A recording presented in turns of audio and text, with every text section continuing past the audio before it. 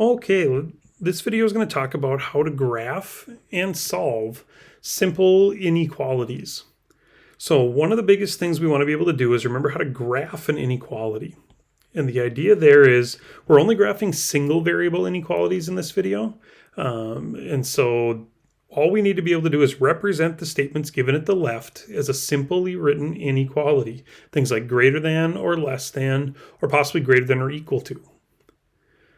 Then we want to be able to graph them on a number line. Again, the graphing on a number line is simple. If you had just a simple number like a -2, we'd want to make sure we have a tick mark visible on that number line.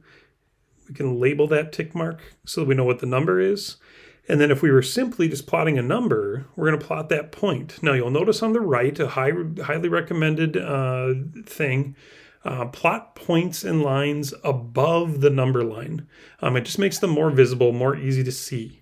So again, if we were plotting -2, I would just plot a point up above -2 on the number line, very simply. Now, that's not what I want to plot, though. Over at the left, P represents all real numbers greater than -2. So again, what we're saying is the variable P is all numbers greater than, right, -2. So very simply, no equal sign, because we didn't say greater than or equal to. But we want to represent all the numbers, all the things that P could possibly be that would qualify as greater than -2.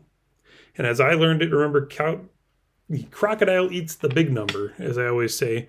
So if P is greater than, remember that's P is greater than, right? The two lines are a little farther apart versus the -2, which is the lesser side. So again, the two lines are closer together. We're pointing at the smaller number.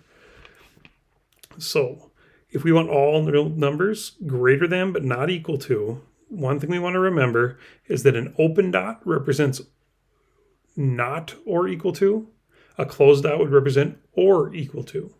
So again, if we want not or equal to, no equal sign, we're going to use an open circle saying, okay, -2 does not work, but P is greater than. I want all numbers to the right of, right, greater than that -2. Let's do 3 more examples. Let's go a little quicker this time, though. T is no more than 11. Well, no more than means T is less than 11, right? Which means, again, if we have 11 marked on our number line, we can say open circle, because, again, we don't have an equal sign, and we want less than. So everything less than. T is no more than, which means it's okay to be less than.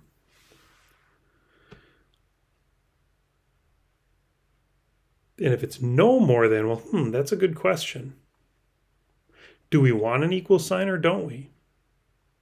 If we don't want to be more than 11, I would say we can be equal to 11. So let's add that equal sign in there, which again on our graph is just going to change that to be a solid dot.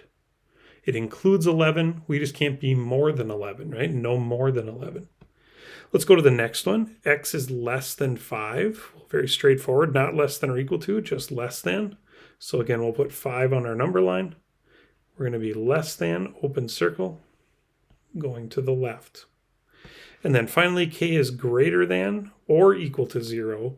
Well, K is greater than or equal to 0. Let's put 0 on our number line. And again, greater than always goes to the right.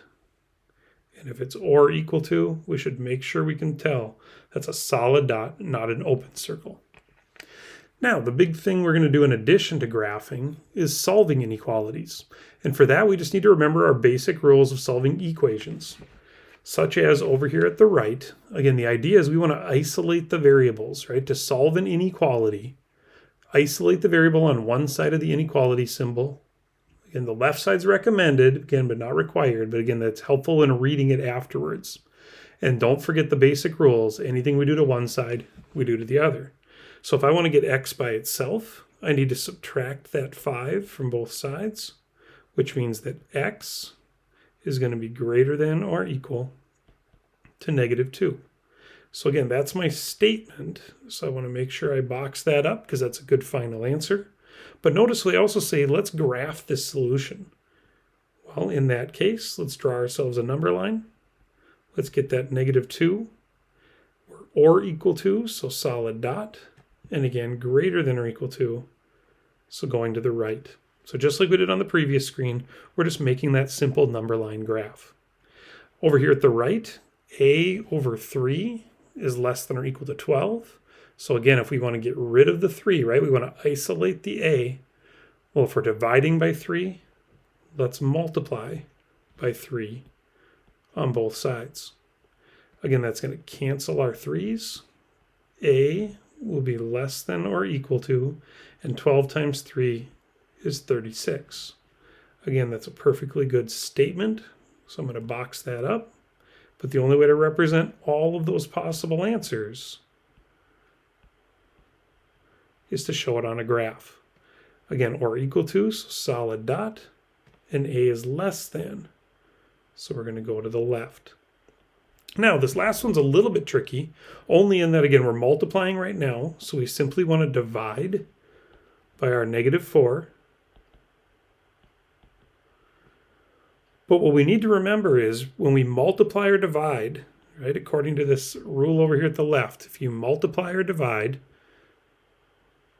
by the same negative number on both sides, if you multiply or divide by the same negative number on both sides, then you need to remember to switch the sign or switch the direction, right, of the inequality sign. Or essentially, if you multiply or divide by a negative number, such as we're dividing by -4 on both sides. Now notice up top here, we had multiplied by 3, but it wasn't -3. So we didn't have to worry about that. If we're dividing by a -4 now, though, multiplying or dividing by a negative number, then we need to switch this sign. So again, this is going to be m, only now we're going to say it's less than, again, -3. Now, if you're not sure if that's really the true answer or not, if you feel like flipping the sign was kind of a weird thing to do, well, think of a number that's less than -3, such as, I don't know, -4. Well, if we went to check that answer, remember that, in fact, let's go with -5. -5 is less than -3. Our original problem was -4. I'm going to take out the m, and I'm going to plug in what I think an answer would be, right? -5 is less than -3, according to what I think I found. Well, that makes 20. Would 20 have been greater than 12? Well, absolutely. If we hadn't flipped the sign, though, we might have thought m was greater than -3. Well, 0 is greater than -3. So if we hadn't flipped the sign, we might have thought, well, 0 could go here. Well, if 0 was in here, then this just became 0. And I guarantee you that 0 times -4, again, is not greater than 12. That's 0. That wouldn't have worked. If we wouldn't have flipped the sign, we wouldn't have gotten good answers. So again, just note to self, this rule works. The rule works, so trust it. Trust that rule on there. Now, let's not forget to graph. So we need to remember -3. Again, no or equal to, so open circle. And m is less than. M goes to the left of that -3. There's your simple graph. Let's try just a couple more very quickly here. On the left, we've got 50 is greater than or equal to x plus 12. Let's go ahead. Let's subtract our 12 on both sides, which makes 38 on the left. Still greater than or equal to. Now notice that was a -12, but we're not multiplying or dividing. So again, if all we're doing is subtracting 12, then that's perfectly fine. Leave the sign as it is. Again, x stays, plus 12 minus 12 disappears. And again, that would be a perfectly good answer. Now you do need to be a little bit careful graphing this time, because 38 is our number, but remember, we're sort of backwards here. That variable's on the right. If we read from the variable, then x is less than or equal to 38. Again, think of a number where 38 would be greater than it, right? Again, 0 would be a great example. 38 is greater than 0, so 0 should be part of my solution set. Well, on our number line, remember that 0 is definitely to the left of 38. Now, if all you did was look at the inequality sign, you might think, oh, it says greater than, right? If greater than means go right. But again, it's read from the variable. X is less than or equal to 38. I want all numbers that are less than or equal to 38. If it helps, you could always flip this statement around, right? Our inequality was pointing at the x. So what we really want to plot, again, solid dot on 38, but x being less than, right? All those numbers, including 0, that are less than 38, make this statement true. So be careful which way you plot your line. Again, make sure you're reading from the variable. That's really a key to that. Let's do this last one over here. Again, you'll notice it's negative, which means if I'm going to get rid of that negative 2 on the bottom there, I'm going to multiply by a negative. Because I'm dividing, like I said, I'm going to multiply by that negative 2. Let's multiply by negative 2 on both sides. On the left, negative and negative makes positive, times 2, but divided by 2 leaves us with just n. Because I'm multiplying by a negative on both sides, I'm going to flip that sign. And again, negative 5 times negative 2 would be positive 10. It's a good statement for us, but again, we want a graph. So again, open circle, and n is greater than 10.